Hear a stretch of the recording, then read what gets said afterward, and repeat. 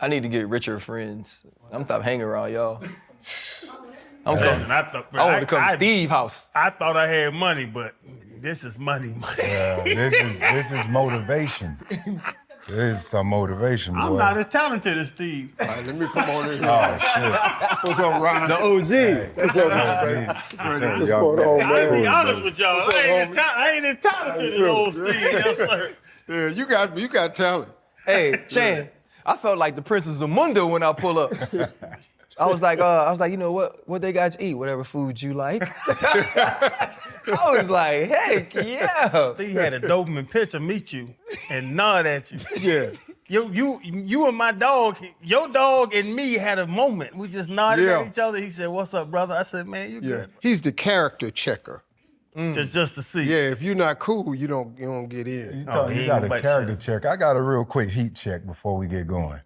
If we did a pivot poll with you, RC, and Stephen A. Smith, suit game, who winning? Straight to it. Ain't no. Straight to it. This ain't even really. You shouldn't even have the poll.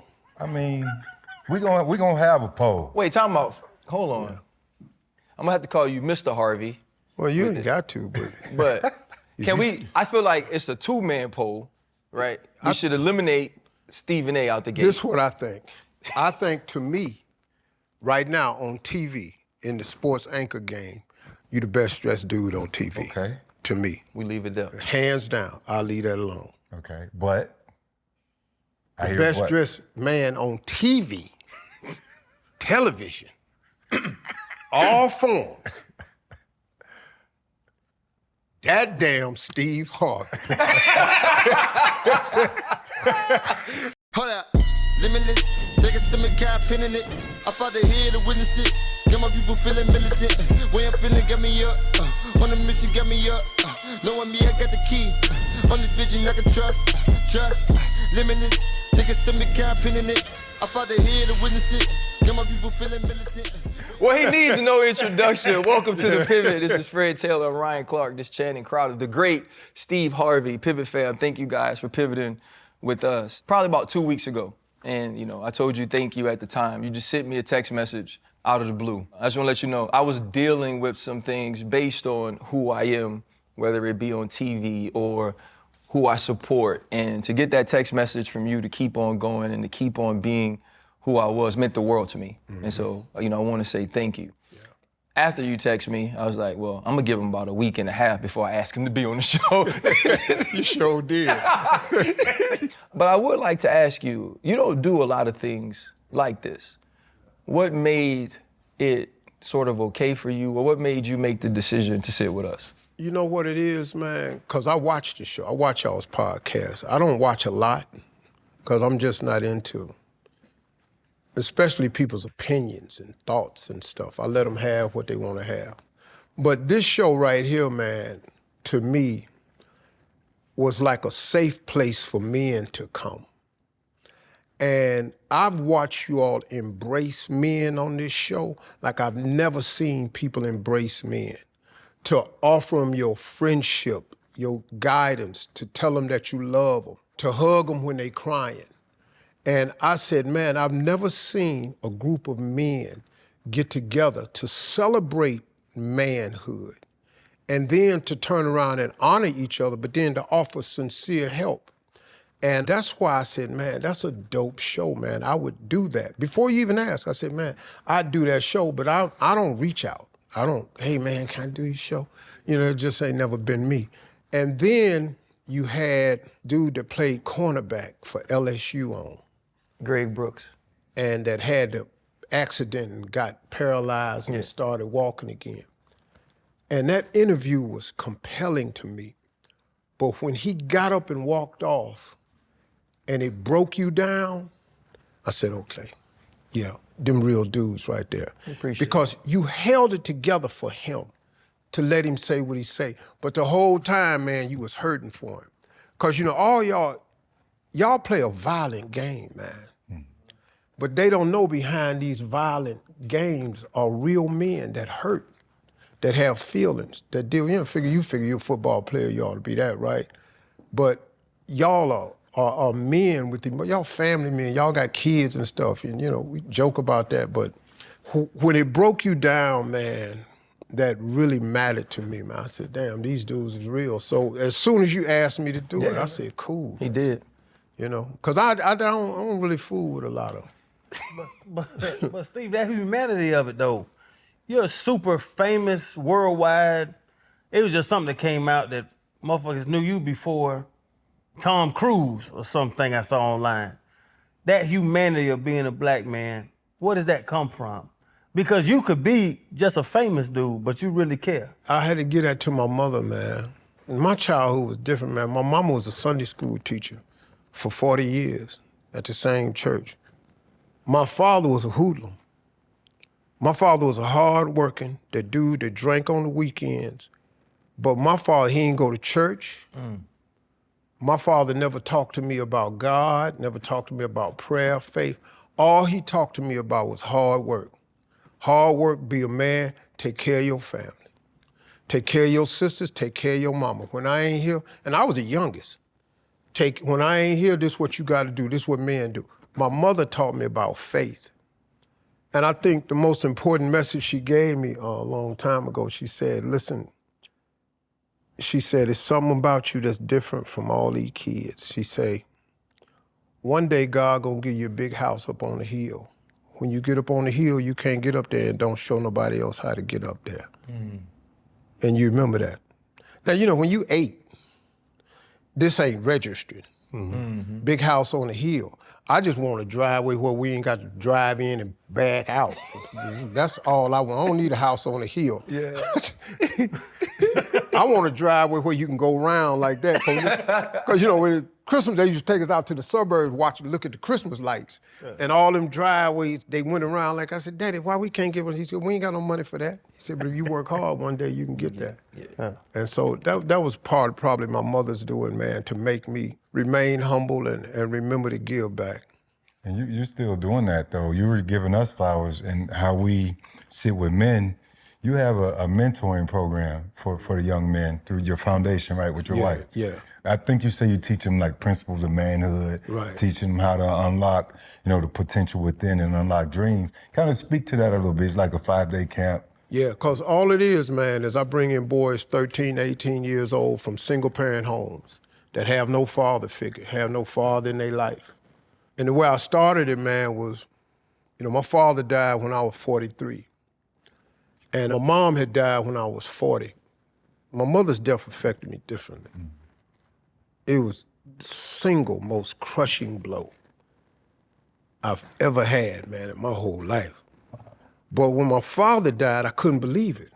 Because he was just the coldest dude I knew, man. My father was just that dog. He was just that dog, man. And I couldn't believe he died, right? And at the funeral, he in this casket, and I was sitting there going, man, without that dude right there, there's no way I would have been here. He just taught me too much dog, man. He put the dog in me, the fight, the grit, the toughness. And without him, I wouldn't have been there. So I'm on the plane going back home, and I said, man, how do you make it without a father? And I said, wow, that's gotta be a difficult thing for a young man to make it in this world without a father. Because, look, man, a boy without a father is like an explorer without a map. No guidance. Bro, you don't know how to get there. Manhood can only be taught by men. So that was the birth of my foundation right there. I said, man, so I had a ranch in Dallas. I said, man, I'm gonna start bringing boys in there to teach them about how to make your dreams come true and how to be a man. Because if you got a single mother, God bless them. And there's some wonderful mothers out there. But your mother can make you a good citizen, a good student, a God-fearing man, law-abiding citizen. She can make you courteous. She can make you well-kept and groomed. She can't make you no man, though. She cannot do it. You need that from somebody. And so that was the birth of the foundation. And so we bring them out at my ranch. It's different now. I sold that ranch in Dallas. I got another ranch about an hour 20 south of Atlanta between here and Macon. and I bring them in for 5 days, and I only cover 2 things. Principles of manhood and dream building. How to be the best man you could be and how to make your dreams come true. Because that's the key to these, especially minority boys, or any boy really, that's the key. And so we do that for 5 days. I have a lot of speakers and stuff come in, all male speakers. You know, sometimes you get some corporate help and American Airlines one time said, well, we have a female speaker we want to speak. I said, well, do you have a man that could do it? Well, what we're not going to do is be slighted because you have some gender preference. I said, no, ma'am. I said, listen to me. They hear from women all the time. I need to show them as many men as I can that they can look up to as an example. So if you just send me a man. Oh, this lady was just arguing with me, man. Arguing with me. To the point where the argument got down to, we will take our tickets that we gave you to fly in on if we don't let this woman speak. I said, okay, cool. So I let her speak. The most ineffective speech ever at that ranch. And you know, this has been, you know, started off, you've been dropping some gems, right? It's been a lot of wisdom. But I'm not gonna let you just keep sliding in this affluent lifestyle you have. How just slide it in? So, you know, I had the ranch in Dallas, but see, we sold that one. So now I got a ranch that's like an hour and a half from here. That's between here and Macon. When we pulled up, right? Channing was driving down in the golf cart, on the back of the golf cart, and he was like, I was mesmerized. you know, when you have all that though, like there's a motivation when you're broke. There's a motivation when you've seen your father work so dang hard every day, when he's instilled that in you. When you got 17 million shows on TV, when you've authored best-selling books, when you have a beautiful family, different houses you can go to, we yacht in Europe in the summer, what keeps Steve Harvey motivated now? Well, I gotta go back to my mama being a Sunday school teacher, right? There's a scripture that says, a man without a dream or vision shall perish. You got to always have something you shooting for or what you getting up for. So you can't lose your motivation. That's why when a lot of people retire, they just wither and die because their reason to get up and go live has been taken away. They thought retirement, but they had purpose. See, you gotta always have purpose. Yeah, I tell young people this all the time, man. It's hard to make money, man. And it's hard to make a lot of money. And it take a long time to make a lot of money. But if you think it's hard to make money, it's way harder to keep it and to add to it. I equate it to doing 100 push-ups. You know, all y'all in physical shape. You played in the league. But the average person can't do 100 push-ups in a row. I bet you it'll be every 2,000, 5,000, 10,000 people you can find do 100 in a row. Probably more than that. But let's say that you manage somehow to get to 70 and every fiber in your body is shaking and quivering and you get to 80 and your teeth has got hairline fractures in it and the veins is bulging out your head. And then you get to 90 push-ups and you peeing on yourself and people are talking to you, but you can't even communicate. And somehow, by the grace of God, you get 100 push-ups in. You are now successful. Now, guess what? To stay successful, guess what you got to do? You got to hold. You got to lock and hold. And after 100, that locking and holding is hard because you done burned everything up getting there. Now you got to hold, but that's the only way. You got to lock and hold. And you got to stay there, man, because at that point, by the time you get here, you got so many people counting on you. And like, you know, you all heads of families. What happened if you stopped doing what you do? Have you counted the people that will crumble and suffer if you stop doing what you do? Oh, yeah. You can start with all them people that bought all these cameras that drove all these trucks. They got to go find something else to do. That's starters. Then they family got to get the news. I ain't working no more with Pivot. They got to start thinking of something else. you ain't even said nothing about what you do for your parents, what you do for your wife's people, because you helping everybody. Because everybody think you it. Yep. And heavy is the head that wears the crown. The cold thing about the crown is you don't get to take it off. You don't even get to lay down with it. That's why you toss and turn at night, because that crown cutting in your head. See, is that why you don't say no to no jobs? Yeah, man. You don't say no to nothing. Now, I stack them. Have you ever said no to anything? Because that's the thing with you. What's the thing you did when you messed the little girl name up? Are you going to bring that up? I knew it was coming. I wasn't That gonna was do it. funny to me. I laughed. 2015? Damn. Man, That was 10 years ago. That's The been beauty 10 years. contest. Yeah, So the Miss beauty Universe. contest to the little Miss kids Universe. talent shows Yeah. to the you never will say no to a job. Look, man, somebody told me one time, they said, man, Steve, seemed like everything you touch turned to gold. Now I just don't touch everything.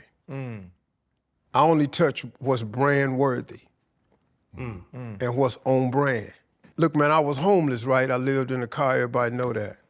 But somebody asked me one time, they said, hey, man, why you spend so much money on your cars? Because I have like really nice cars. I said, well, That's all. because if this ever goes bad, I'm going to be living in a Rolls Royce. It got refrigerator in it, TV, computer, icebox, got heated seats. Everything You know, in I'm going to be a lot more comfortable. Right. Now, in essence, really, I'm going to sell that car and buy a house, in essence. But I've been running from poverty for so long because I was in it for so long. I guess I'm kind of afraid of, it going bad. And I just can't stand the fact that some one person can come up to me, because I've been laid off before. At General Electric, they came and gave me a layoff slip right at Thanksgiving. And then they let me have a 20-pound turkey. And I had to go home and tell my wife and twins, I got 20-pound turkey, I ain't got no job no more. That's the last time I had one job. That's nasty.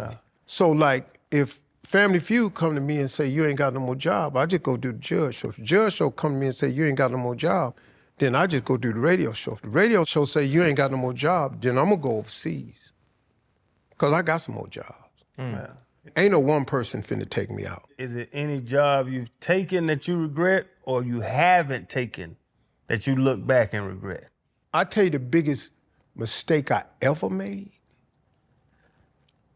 because I didn't know business back then. Years ago, man, I had a TV show called Steve Harvey's Big Time.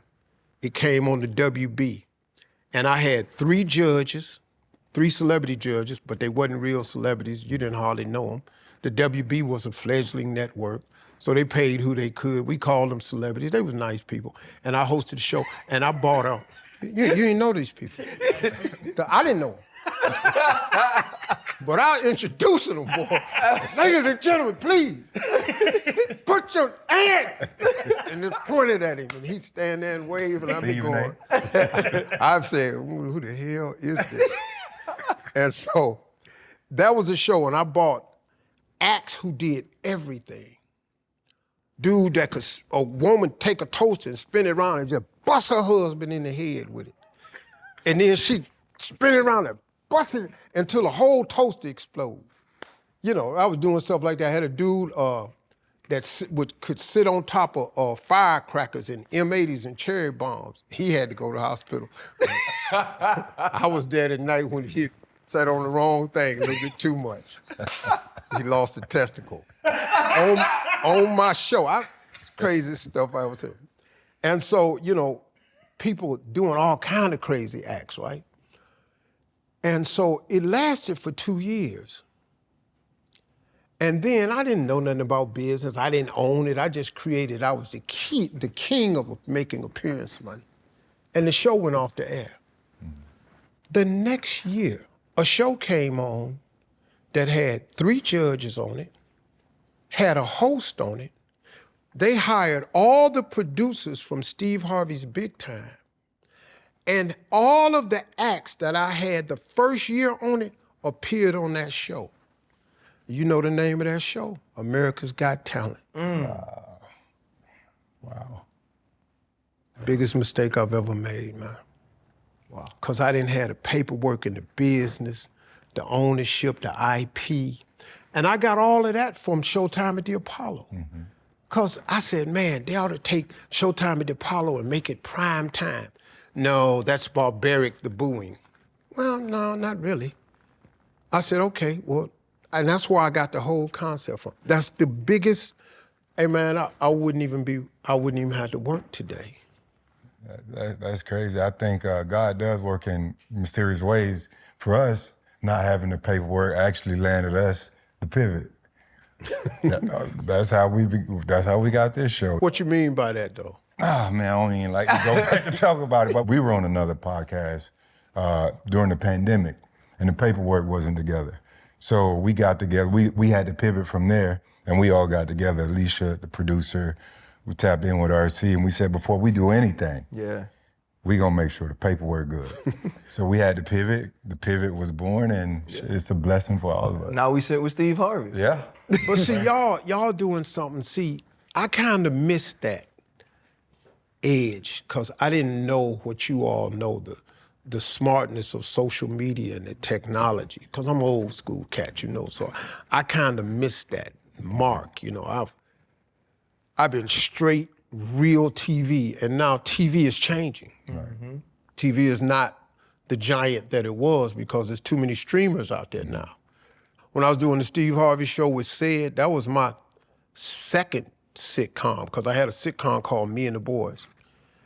To stay on TV and be a success, you had to have a 7.5. Me, Jamie Foxx, Parenthood, the Wayans, we was all on the same network with 7s.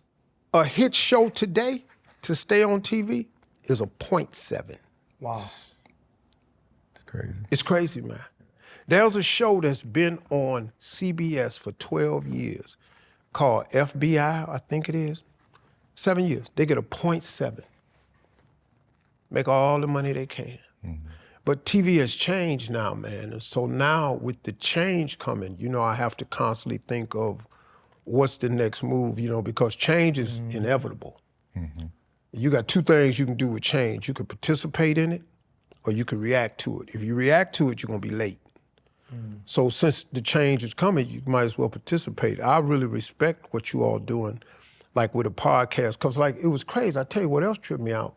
People say, you know, you don't really do podcasts, because everybody asks me, I said, where's your podcast? It's in Miami, all you gotta do is fly down. No, that ain't finna happen. Right. I'm not finna spend no money to go.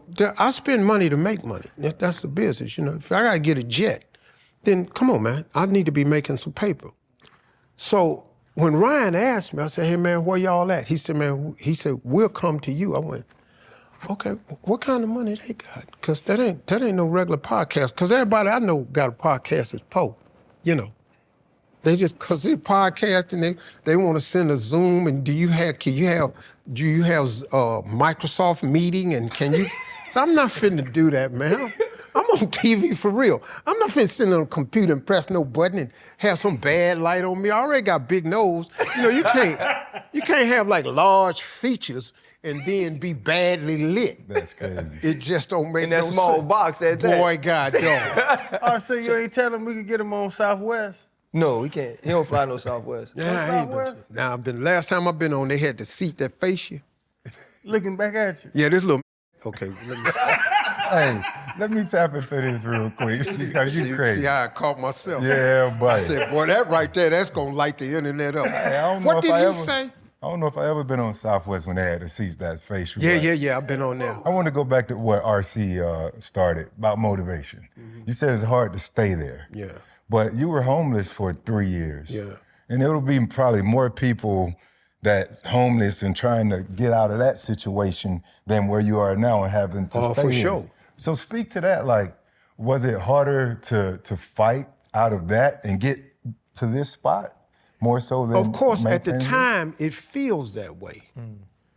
Because in order to get to it, you got to go through it. And it's the going through part that people don't want to deal with. Yeah. You know, I look back on everything that's happened to me, and was it worth it? Yeah, because I get to be here now. But for people who are stuck, like you ain't got to be you're homeless to be having it hard. You could be in a full-blown relationship with somebody and be having it hard. You know, man, you can have a nice house and have it hard because you don't know. I try to say to people, it's not where you at, it's where you going. And you can't lose sight of where you going. Because today is temporary. If it all goes right, today will be called yesterday. Right. And if it all goes really right, tomorrow gonna be today. And so if you can understand that it can change for you tomorrow, it'll give you the fortitude to hang in there today. Because all you got to do is wake up. See, when you wake up in the morning, man, that's God sending a clear signal to you that he ain't through with you yet, that he still got more for you to receive. And that's how I look at it. So when I was in that car homeless, I hated it, but I knew God was showing me something. But after about, I'm gonna tell you real, man, after about a month, I told God, I said, okay, man, I got it. I got it. Major point, huh? I need a mattress, brother. Major You point. have my attention. Got it. Right. 6 months in, I said, okay, God, I put both hands on the dashboard. Got it. Locked in, undivided attention. Me right here, what you want. I'm looking, I'm here. A year later, hey. Okay, you tripping. Yeah, I'm here. Yeah. What we doing? I got it. Yeah. 2 years in, I'm done. Hey man, it's not even I got it no more. It's what else do you want? Because I done gave it all. 3 years in, I said, I can't take it no more. I'm out. I'm gonna go home. Because, see, my parents never knew I was homeless. My ex-wife, I got a wife, twins.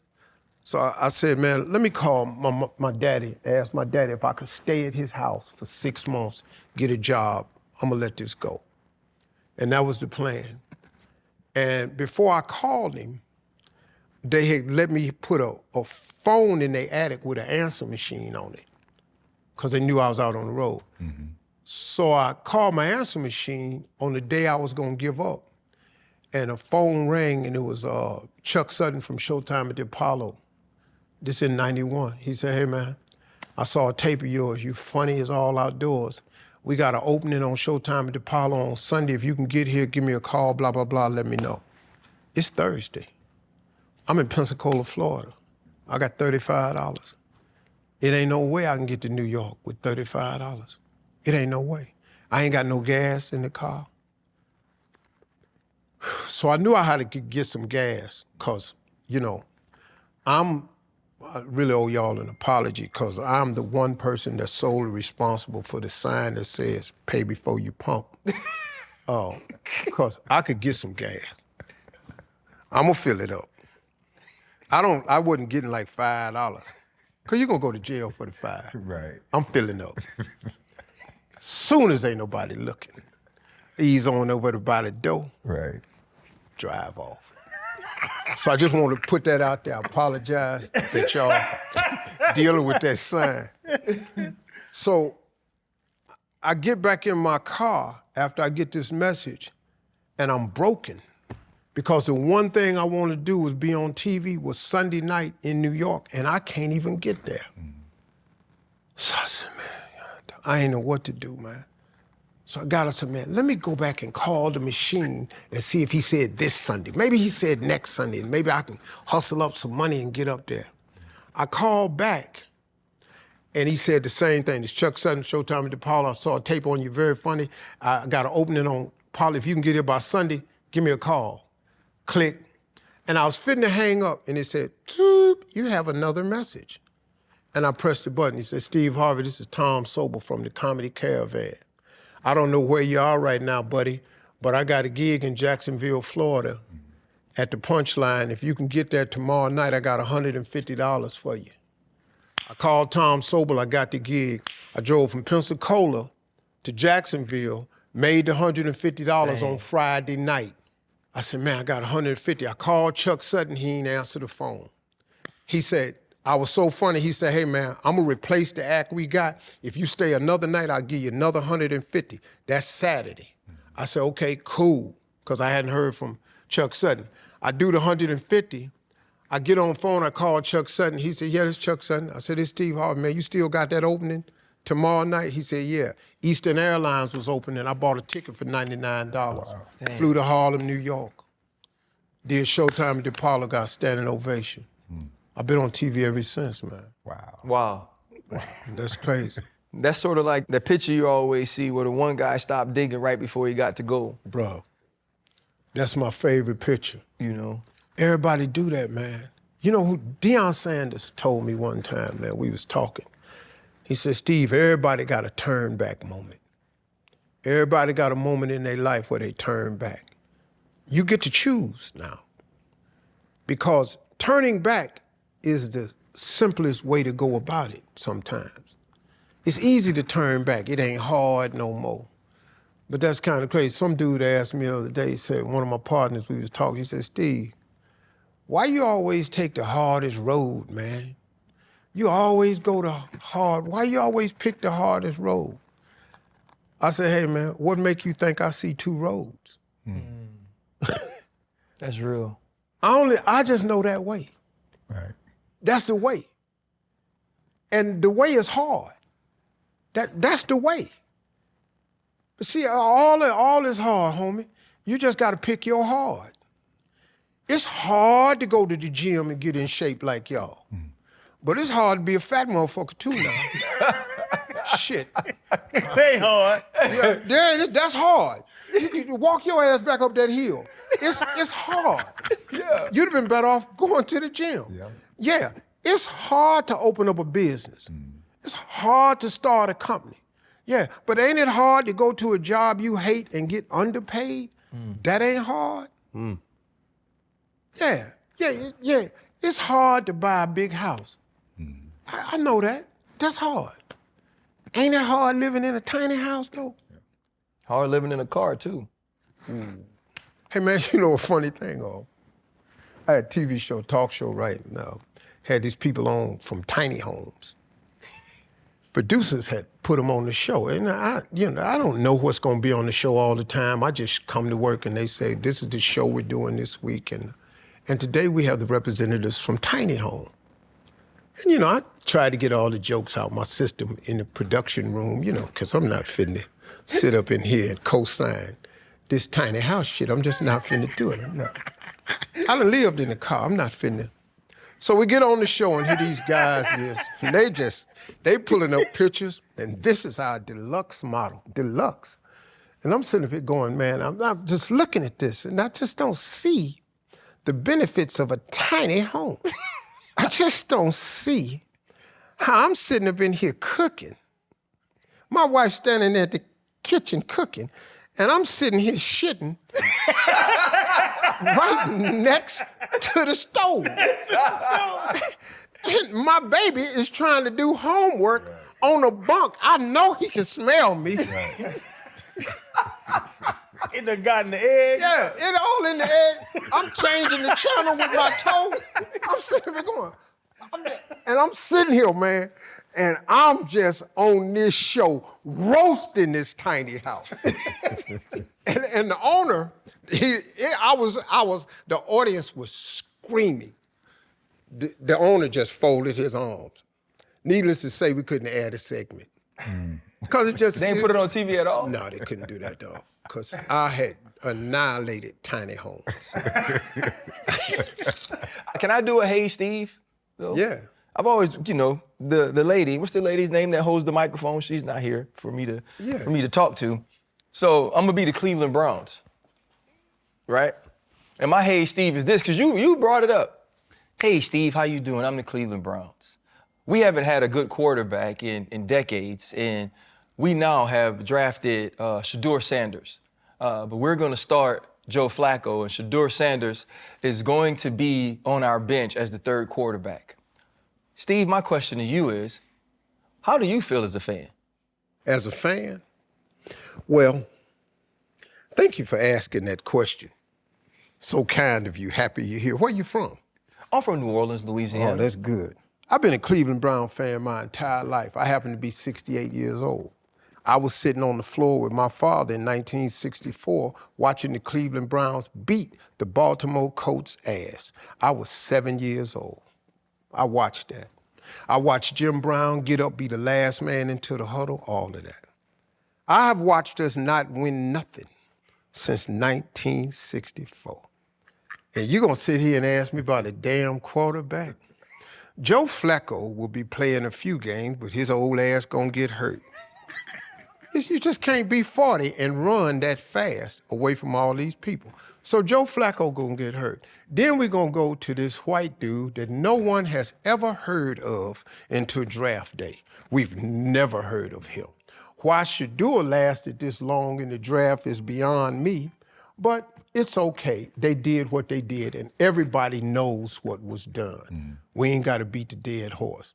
Now, the game I saw Shador play was an impressive game. The second time, they put 4-5 linemen in the game that had never played football, organized, PAL, or no other league, and he got sacked 800 times, thrown for 2,000 yards in losses. Right. We find out later on that none of them damn linemen is playing football even today. They shouldn't have been playing in the first damn place. So now we're gonna watch this Gabriel boy go out here and panic his ass off soon as he get thrown in there with the Wolves. Because the real Wolves come during the season. Yeah. Pittsburgh is coming. Baltimore is coming. The real Wolves is coming. Now, I am praying to God that Shador gets an opportunity to show what he can really do. And I think that would be probably the best thing for him. But knowing the Cleveland Browns, they dumbass gonna trade him. They gonna trade him away, because quarterbacks ain't what we do. We had Deshaun Watson. Deshaun Watson was, What'd he do? well, he had a great quarterback. He just massages. Here's what Deshaun should have done.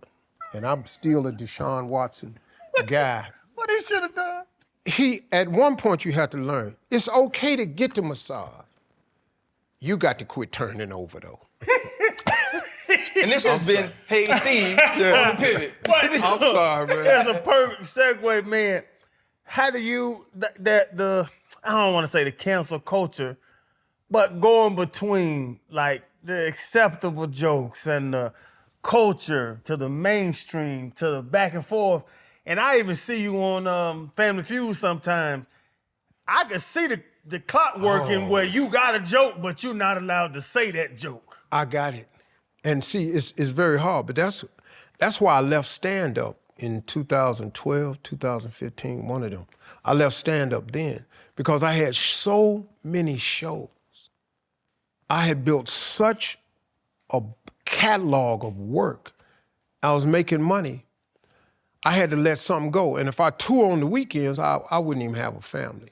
So I let stand-up go because I saw the change coming. You remember I said change is inevitable. You got to react or participate. So my participation was to get away from it because the cancel culture started becoming everywhere. Comedy is too hard to do right now. And all you got to do is look at now the way the cancel culture works. See, y'all got a podcast and you're doing it brilliantly. Please don't stop doing the way you do. See, the problem with people is they get something that work and then they want to find something that work better. You ain't got to fix it if it ain't broke. See, I'm on radio for real. I have a real radio show. I have the #1 adult contemporary show, 25 to 54 in America. The Steve Harvey Morning Show. I'm at 112 markets. I got 9 million listeners. I'm controlled by FCC rules. The problem is, these people go get these podcasts who have no FCC rules to abide by.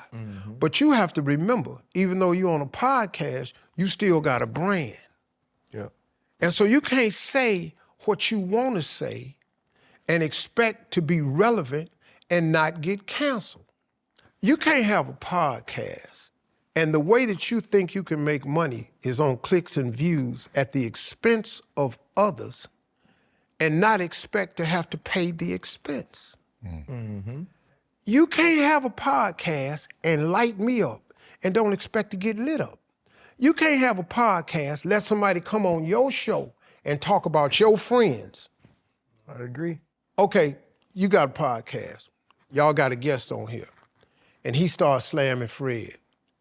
He knows something about Fred, happened in the past, will lie or not, and just starts slamming Fred. Y'all got to shut that down. Yep. Because this your brother. You got to protect him. And you got to protect the brand. They don't do that no more. So you come on my show, you spread all these lies about some people that I call my so-called friends, and I just let you sit there and check it. And because your podcast had so many views on that right there, your next guest is the same type of guest. Because now you want your money to be made off clicks and views at somebody's expense. Well, now guess what? You got to pay for that. Because once you put it out in the universe that I want clicks and views, the universe does not differentiate. It just give you clicks and views. So now, here they come the rest of them. And now you got clicks and views. Mm-hmm. My question to that, though, is there was the podcast, and there was a comedian who talked about you. And you waited a while before ever responding to Cat Williams. Mm-hmm. But when you responded, it felt like there was a lot more vitriol to your response than it was all of the initial accusations. Why do you think the response to what you said was so different from what he said on Shannon's show? When you say vitriol, what you mean? The social media fodder was upset with you for the way you finally responded to him. Mm-hmm. You mentioned his height and what you could do if there was ever an altercation. They said they felt like what he said about you was true because of the nature of your reaction. Oh, well, see, first of all, I ain't really good at social media, so I didn't even know that was out there. But they can, like, really kiss most of the corners of my ass when you say stuff like that. First of all, man, let me say this. And I probably, see, first of all, when I said that, I was on stage at Earn Your Leisure. Mm-hmm. I was really just joking. I slap your perm, all this. I was really just in front of a whole lot of people. I was really just joking. I don't really, if I had a chance to talk to Cat about anything, I would just ask him what's wrong. Just what's wrong. Let's go to that. Listen to me, man. Just because a person sits on the show and don't hesitate or say or and speaks eloquently, that don't mean it's true. That just don't mean it's true, man. And I probably shouldn't have said anything. That's a regret I have. I really shouldn't have said nothing. Cause we not in the same league, dog. We shooting at two different baskets. I shouldn't even have said nothing. And so really, man, I think I would apologize to him if he took offense to what I said. I was joking, but I would apologize to him. And like I said, if I had a chance to sit down with him, I would just say, hey, man, what's wrong? But you got to look at the whole tone of the interview. If the whole tone of the interview is what everybody else ain't, what everybody else ain't got, what everybody else doing, I think that's kind of like hate and jealousy. And hate and jealousy is a form of grief. You're grieving because obviously all them people you talking about have something you either want or are something that you ain't. And you're grieving. And the funeral becomes the podcast. So now let me roast all of these people. And be honest with you, man, and I'm not talking about him particular, but if you go on a podcast to degrade and belittle another group of people, that's a little bitch move to me. That's just real bitchy to me. I don't, if y'all ask me on the show, man, I don't want to talk negative about nobody. That's why I say, man, like, I would apologize to him or I would say, ask the brother what's wrong, because I really want to know, But I'm glad I don't really pay attention to social media much. Somebody told me last week that there's a rumor going around that somebody got on a plane and flew into town and slapped me. Please tell me that don't happen. And Not with that security. Yeah, and I was sitting up here and I said, okay, Mr. Harvey, did that ever happen? Did they get on a plane and fly and slap you? I said, well, okay, but where the rest of the story? Yeah. Yeah, just tell me where the rest of us at. Well, what you mean? I said, so, but after he slapped me, what happened? Because that's what I need. It's got to be some more. You ran in the house crying. Yeah. Not with all that security out there. Trying to figure out when you slapped me. What was the next move? Yeah, because why are you kicking my ass? What is I'm going to be doing? That's what I be wondering, man. And like, you know, I'm older now. I'm 68. I don't even, I'm not throwing hands with you. But I got a lot of people that I pay. They'll lay you down out here. We saw. I'm gonna tell you this. That's a big ass dog. The way they took my selfie, and I still don't have my license. If they slapped you, they get found. They got my license too. See, look, man, you can't come on here, because we have workers and stuff, and you come on here, you can go stay in another building or something, you know. On the compound. Yeah, by the time 4:30 get here and we know everybody out, if you ain't picked your license up, you still here. So we got to watch it. Yeah, so now we're going to come find you. But I gotta follow up on that. Why don't you and Kat just sit down and talk? You have the resources, he has the resource. I know y'all know enough people. That shit blew up. Like, why can't y'all just talk? Because that's how we do it. We've done it. You even bring up us. We have arguments. Yeah. And, bruh, shit hit me. Let's talk. That's Let's easy. figure this shit That's out. easy to do, you know. But I don't look, man. If you don't have a desire to talk to me, I don't have time to run you down. Yeah. But I wasn't the accuser. I didn't see. You got to be careful of people who become victims of circumstances that they create. You on here talking about me. I didn't talk about you. If you want to sit down, I'll sit down. Man, I'll sit down with anybody. I promise you I will, man. I'm that big a man now. You know, now 30 years ago, I'd have found you with purpose. Yeah. But not no more, man. Is it low-hanging fruit because of everything that you do? Are you an easy target? Yeah, Like, because a lot of 68-year-olds, like, you're just supposed to just be family, doing your thing, retirement, but you still do so much. You're so relevant. And it's so easy for people to attach my wagon to you, like clout or whatever it might be, right? Because social media is gonna respond. My youngest child, man, is 28. So they in that generation. And I asked them what is it, and they said, Dad, you clickbait. Wow. He said, you Summed it up, clickbait. yeah. He said, you one of the most viral people in your age group out there. He said, Dad, every clip on Family Feud got you on it. Yeah. You clickbait. If they can take your face and put it on anything, you become clickbait. He said, and that's what it is, you know. The girl that runs the Shade Room, who's friends with my kids, they're like very decent towards me. You know, they don't put salacious stuff out. They don't let it go, you know. They watch stuff like that. Then there's people out there, man. I hear stuff about me, man, that just be crazy. Right. I mean, it'd be outlandish. My wife is sleeping with the bodyguard, with the chef, with the driver. How they still driving and cooking? What are you talking about, man? What kind of bitch ass dude you think I am, man? I mean, really, man? You really think I'm finna allow this? I be looking at people, man. That's wild. That's And people crazy. get on there and they repeat the stuff. Right. Like I had this one dude got on a podcast and was just talking about my wife, man, using derogatory words and stuff. And I've known the cat before. I found him. I said, hey, man, let me explain something to you. You can say whatever you want to say about me. I really don't care. But that girl right there, she off limits, man. You don't know what she did for me. You have no idea her presence in my life, what it has done for me, what she's given to me. I said, now, I'm gonna give you a chance to explain it. This conversation gonna be real simple. And he just said, no, man, I ain't mean it like that. I just used that word. I use the word bitch all the time, you know, blah, blah, blah, blah, blah. So we kind of talked it out and we got to an agreement, you know.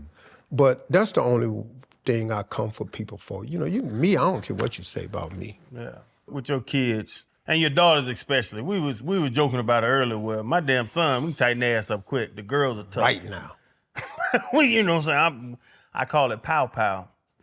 That's an old school spanking, and everybody give me a hard time. Boys can get a pow pow. Yeah. You can't pow pow a girl. I've dusted my boys off to near death. But the pressure that your fame, the pressure that the last name Harvey has put on your daughters of just living a normal life, and then even you being a father and having to deal with the boyfriends, the exes, all that stuff, where, bruh, you joked about it, but I that's why I thought about it, where you were like, you can't really just go whoop nobody's ass. You're Steve Harvey. You can't walk into a Denny's and slap somebody. Man, my wife tell me that all the time. She says, Steve, you got to quit talking like that. She said, you got too much to lose. But that with my daughter's 12, I couldn't think about her now dating and me fucking up the money for going and tightening one of these dudes up. But look, man, the daughters is different. Because as their father, I'm their protector. Mm-hmm. I'm their example of what love looks like towards their mother. So how I treat their mother is very important because they're looking at it and they see it. So that's why I always try to be a great example for them for that. Every boy that has ever come through that door to date any of the 4 daughters, they've all heard the same speech. Hey man, listen to me.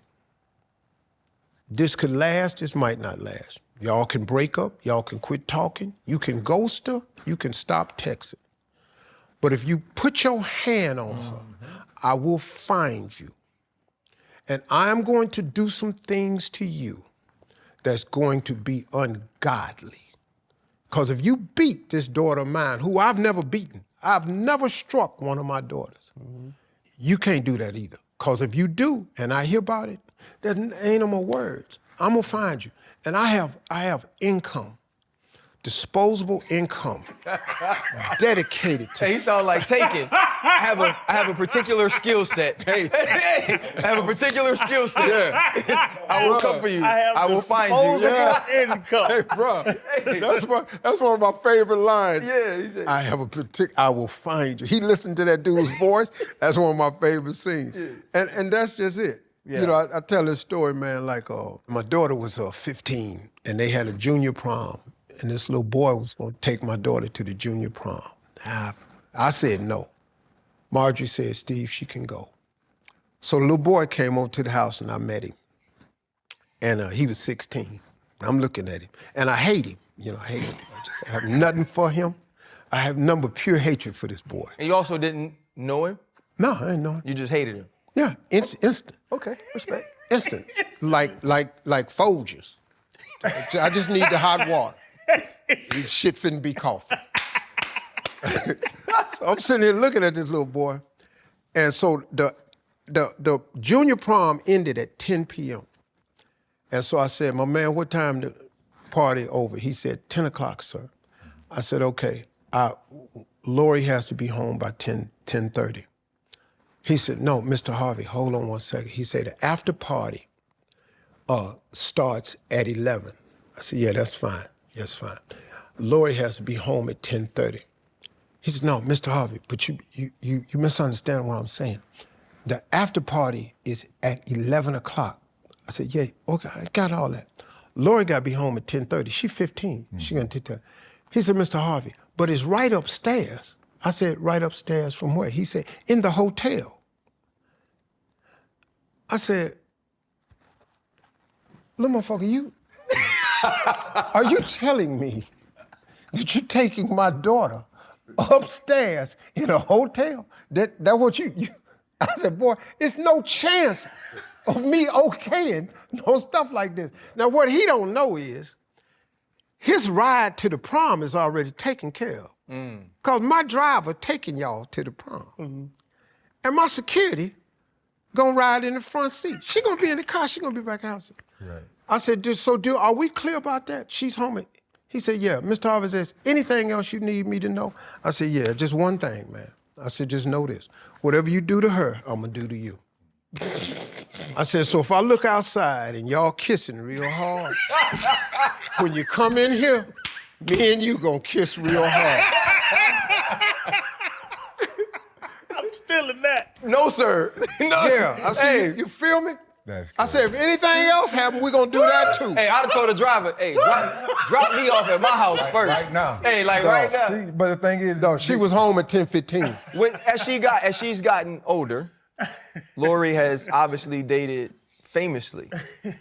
How difficult, because listen, both of my daughters are very pretty girls. Beautiful young women. When they post, I be trying to show love, because on social media, you don't love your daughter if you don't repost her. Mm-hmm. And I be scared to repost my daughter because I know a lot of like football players and athletes and entertainers follow me. And I don't want them sliding in DMs because you saw my daughter on my page. My son won't post either of them. I got you. As she's gotten older, and now you can't tell the men, I'm gonna do to you what you do to them. How difficult has it been to see Lori date now? It's hard, man. I ain't even gonna lie, it's hard. I've had to swallow some things, And I feel for her because she's in the public. She's a brand ambassador, so she makes a really good living promoting products, wearing clothes, jewelry, makeup, skincare line, bikini line. I got it. But man, see, I gotta be real careful because Lori, boy, she be in my ass. I can't make no mistakes. I can't make sense. I saw one of her exes somewhere at a game somewhere, and I shook his hand. Boy, I can't even touch his ass no more. I better not acknowledge him or look at him or nothing no more. So I'm off limits. If you are ex, your ass is my ex too. That's the rule. The rule in our house is any boy that's an ex, he's now my ex too. I must hate him like we was dating. It's been hard, man, because her life has had to be played out in the public eye. Mm-hmm. People don't understand when, like you understand, you have attractive daughter that's in the light, it'll attract a certain demographic of men. Yeah, certain cat, man. And cats that's got more know that they got more to offer so they can come quicker. You know what I mean? So it's been difficult, man, watching her. But she's very smart. And everything they say online, I know is never true. I hate it for her. But I think she's figuring it out now. I hope. And I think she's learned from her mistakes like you want your children to learn from their mistakes. But she's an adult. And I don't get a say-so in it. I just get everybody come to the house is nice.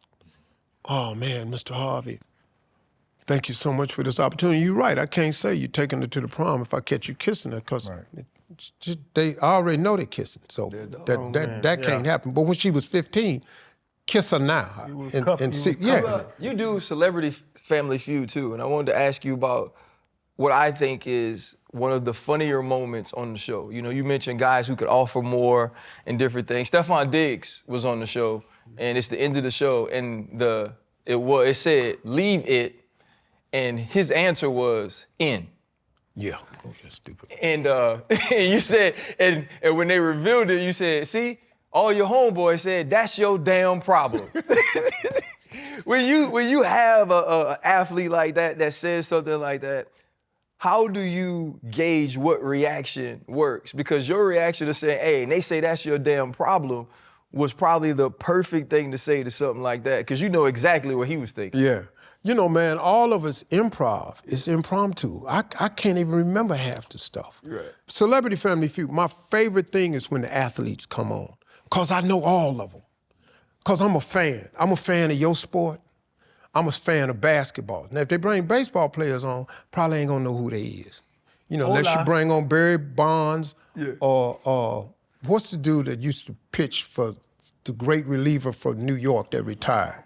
Mariano Rivera. Mariano Rivera. He was on the show, and they said, name a word that rhymes with yummy. And he said, Miami. And man, I screamed. I couldn't breathe. I had to walk off the set. Because he's that. I said, name a word that rhymes with yummy. He said, Miami. And I went, God, dog. And that was the only, But athletes are my favorite ones on the show because I know them. Shaq, come on. Everybody with a gold jacket, I know. I know them. You seen the Netflix special on the Cowboys? Yeah. You ain't see it? They just love some Jerry. Bro. Have you seen it? Only bits and pieces. I've seen the whole thing. And I'm from Cleveland, right? So the Browns and the Cowboys were in the North Division.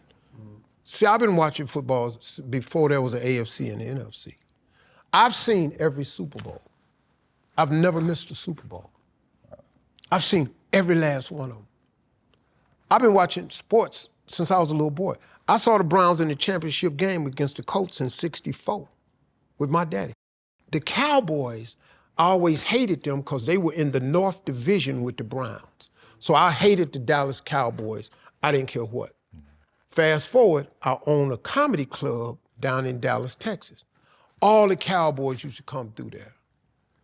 Emmett, Michael, Nate, all the boys, Prime, everybody came through the club. So we've had great relationship, man. Them were the coolest dudes, man. Yeah. But I hated the Dallas Cowboys. I've always loved the players. And then me and Prime had a house across the street from each other. Mm-hmm. I was over at the house with Prime one day talking here. You knew it was his house because he had Prime on the gate. Sounds about right. So we standing there talking. And we stayed in this division called Willoughby and Country. It's 55 homes of the biggest houses, probably second wealthiest community outside of Richland Hills in Dallas. And the house across the street from Dion was massive, man. I'm talking about massive. 30,000 square feet. It was huge. And me and Dion was standing out there, man. And Dion said, man, what's your favorite house? And I said, what? I said, man, do you know him? You met him yet? He said, no. And we said, man, what do he do? I know what I do. I'm on TV. I know what Prime do. He a professional athlete. Well, who bought that house? As soon as we said it, a convertible Mercedes pulled out and there was a white guy in it. He turned the corner, he looked and he said, oh my God, and he slammed the brakes and got out the car. He said, my two favorite people, Steve Harvey and Deion Sanders. Man, I've been watching you since Showtime at the Apollo. Man, your shows are great, I love you. Deion, I'm a big fan. So he gets autographs, wasn't no phone cameras back then. So then he settled down. Deion said, hey man, hey, let me ask you a question. What do you do? He said, who, me? No, I just got a job. He said, no, what kind of job you do? He was the CEO of Frito-Lay. He didn't play no sports. He didn't shoot no baskets. Mm-hmm. And I thought about this, man. As much money as they pay you to play sports, as much money as they pay me to be on TV, they're not paying you more money than they're making. Because that's not a good business model. Nope. So I'm saying all that to say, I know they got rid of Parsons and that was just crazy to me. But I watched the special, man, and I saw some inside stuff. It's really a dope special. I love Jerry Jones, man, and the way he is with some of the players, how he kept Michael around and supported him all like this. Mm-hmm. And I love what he's done with his family, to leave this for his family and how his sons feel about one day his father ain't gonna be here at a really emotional moment. Mm-hmm. But I still hate the Dallas Cowboys. He said, I said all that to say, I still hate them. Yeah, I actually thought you was gonna say you was a 49ers fan, because I'm looking at Richard, and I don't know, man. What's your favorite Richard in the room? That one over there. That one? Richard Pryor. Richard Pryor, man, was like the king of all of this. You guys were the kings of comedy. Who are your kings of comedy? If I had to have a Mount Rushmore, oh man. First of all, Pryor. Sit up for this one. Pryor is a statue all by himself. There's nobody belongs on a rock next to him. Pryor is a statue all by himself in the world of comedy. The only other person that gets a statue alone by himself is Eddie Murphy. Mm-hmm. He just gets one by, and it's not just his stand-up. Mm-hmm. It's the $100 million movies. Do you know that no one has made more $100 million movies than him except Tom Hanks? He the only person ever made more $100 million. That damn Eddie boy. So they in a rock by themselves. Yeah. My Mount Rushmore is, I had one for the public and one for me. Okay. My Mount Rushmore is Said the Entertainer. I never laughed so hard in my life, man. I've sat with Said the Entertainer, and I'm talking about, man, peed on myself. And I've been with Said since '89, man. TV shows, The Kings. He's just the funniest human being I've ever been around. Yeah. Earthquake is the other funniest Very cat funny. I've ever been around in real life, and J. Anthony Brown. Those are the three funniest dudes in the world to me. On stage, they not gonna get the popularity of most people, but I laugh for a different reason. Now, here's the guys that's the ones that the public would get and understand. Chris Rock is on that rock. Dave Chappelle is on that rock, man. And then it get real foggy after that. It get It's real. one more. It's two more on the rock. But there's one more that's not foggy, and he was a king of comedy. Well, see, hold up, that's different though, because he gonna get on the rock. Bill Cosby is on that rock because he's the most prolific stand-up to ever live. He had over 20 comedy albums. I don't think people understand how dope this dude really was. And then, for me, on that rock is the Kings. Yeah, they all, yeah. The Kings is on the rock, to me. No, That's just I to me. agree. And you know why, man? Because they did something that had never been done before. And it hasn't been done since until 85 South. And 85 South has done something, man, I didn't think would ever be done. That's great. Yeah. They put a improv troupe of comedians together and made it work. And I thought that would never work. So my rock up there is Cosby, Rock, Chappelle, and the Kings. I love that. But Eddie and Richard is peaks by themselves. Raw and Delirious still to this day are things I rewatch every year on the plane.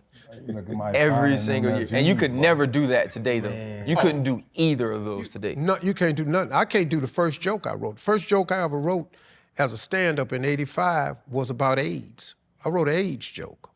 I bet it's funny. I just started laughing thinking about, I just started In laughing. '85. You can't joke about the AIDS in the 80s. No, in '85, it was killing. They was throwing beer at me. They was laughing so He hard. said it was killing. I wrote an AIDS joke. That AIDS joke would cost me my entire career today.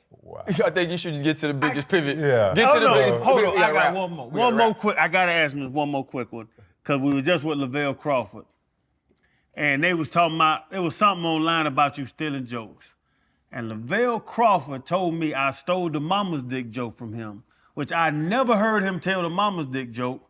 I go from a racial standpoint. My daddy's a big black dude. My mama's a little white lady. I saw my daddy walking around in the house naked when I was a kid, and I always thought I'd catch up to him, and I never did, so I must have my mama's dick. It's a funny joke. Look at his face. Hey man, he said I must have my mama's dick. Goddamn. 'Cause my daddy had a slug, and mine never I extended. could never have said that. It's a good joke. About your mama? Man, boy, do you know? Woo, I got tight. Hey man, that's the one subject at 68 years old that I fight instantly. What's that? If you say anything about Steve Harvey, my mama been gone 28 years. Cause I still cry about her, man. If you say, oh dog, it be some days, man, it just hit me, And my mom been dead 28 years, man. But it was the most crushing, nothing's ever happened to me like that. Dang. My mama's death was the most crushing day of my life. It was worse than homelessness and anything I've ever seen. When I lost her, man, I didn't know what I was gonna do. So I got in a fight in Detroit. I'm talking about after the Kings of Comedy. I was at a skating rink with the radio show doing something. And I was walking through the skating rink, and Detroit is big love for me, man. Hey, Steve, my man, what's up right here? Why don't you come skating? I used to could skate, but I know don't do this. I had them big ass suits on. It wouldn't be like. And a dude said, "Hey man, let me holler at you for a minute." I said, "I ain't got time, man." And then man, fuck you, we ain't never got time. Yeah, your fat ass mama, just out of nowhere, bruh.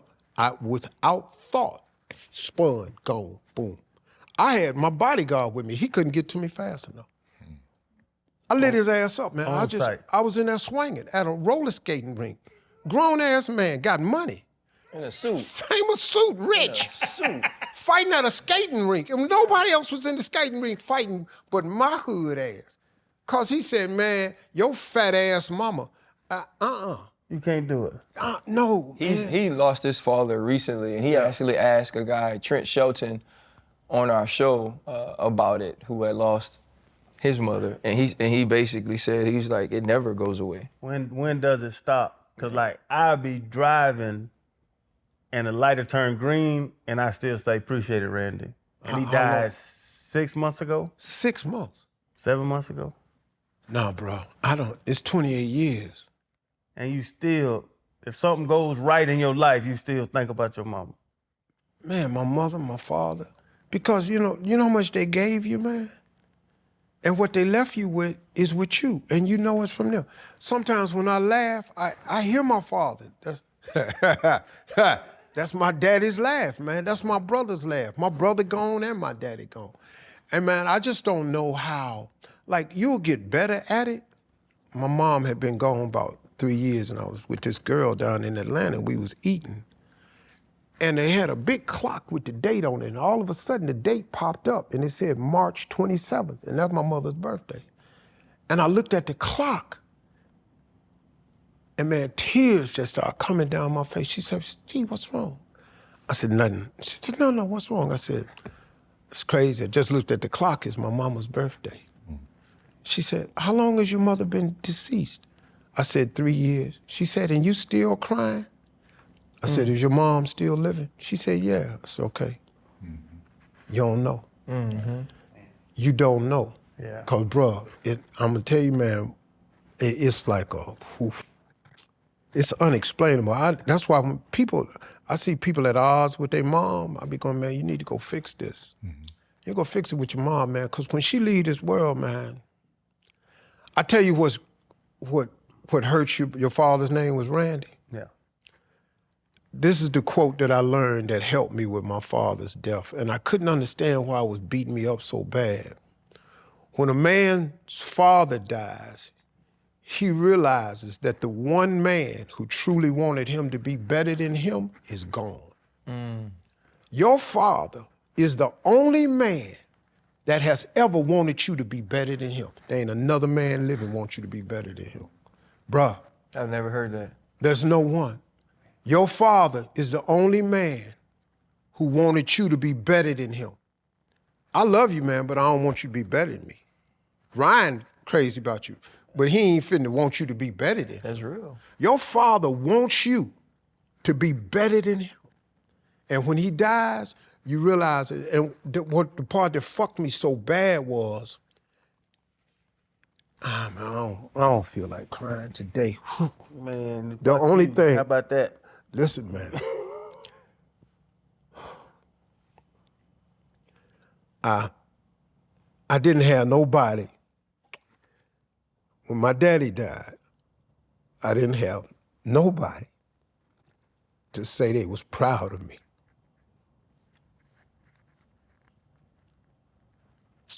It fucked me up.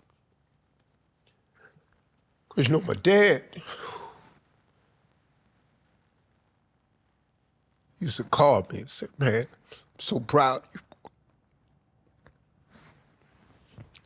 And when he died, man, nobody said that to me no more. Nobody. And it's kind of crazy, man. Until I married Marjorie, nobody said they was proud of me. My wife, the only person say she proud of me, man. Only person. So loser, that's what the fuck part for me was with him. Cause man, like I would get him tickets. He came to all my shows, like I'd fly him out. My mother never saw me, cause she didn't want to hear me cussing. So my mother never saw me. My dad, even if the show was sold out, I'd make him take a fold-away chair and pop it up for him and my brother.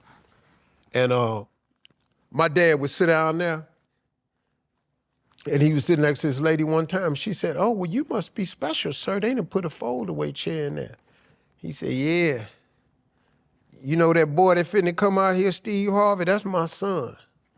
All these niggas in here done paid to see this boy right here." And my father would sit there, man. And I sent him money all the time, man. I used to send him 10,000 every week, every month, send him money. My mother said, your daddy go down there with that check in his pocket with his gun, and everybody was trying to figure, Mr. Harvey, where is you getting all this money from? You seen the TV show, the Steve Harvey show? They said, yeah, that's my boy right there. Mm. And that gave me the juice I needed. Mm. When he left, man, that fucked me. Really fucked me. Well, Steve, man, he was going through it too, but if we can say we proud of you, man, everything you do for the black community, I mean on some real shit. Mm. With Rashad and Troy and Invest Fest, Earn Your Leisure, the kids camp, the mentoring stuff, even after all the shows, trying to speak life into people. Mm. Like, that means a lot. And from a distance, I've always admired that about you. You have your funny, but then you have, like, where you try to really speak life into people. Like, this is what it's about. So the question is this, because we ask all of our guests their biggest pivot in life. That's that one moment you can look back on and say, because this happened to me or for me, this is why I am who I am today. Probably the biggest moment for me was that moment I had described to you, man, while I was finna call my father and give up. Mm-hmm. That moment of almost giving up, that was such a valuable lesson that I had taken myself almost to extinction. I had taken myself to where I had had enough. I was up to here, I couldn't do no more, I couldn't take no more, man. I ain't got no more, which was another crazy thing about my father. You know, my father told me, man, he said, son, I used to work construction with him, and I said, Dad, I'm tired. He said, we're gonna do this here. He said, well, just keep going, boy. I said, Dad, I'm tired, just keep going. I said, but Dad, I'm out, man. I can't do no more. He said, son, listen to me. When you've done all you can and you can't do no more, do some more. And I'd be sitting there going, hey man, did you not hear me say I'm done? I have no more? Yeah, I heard that.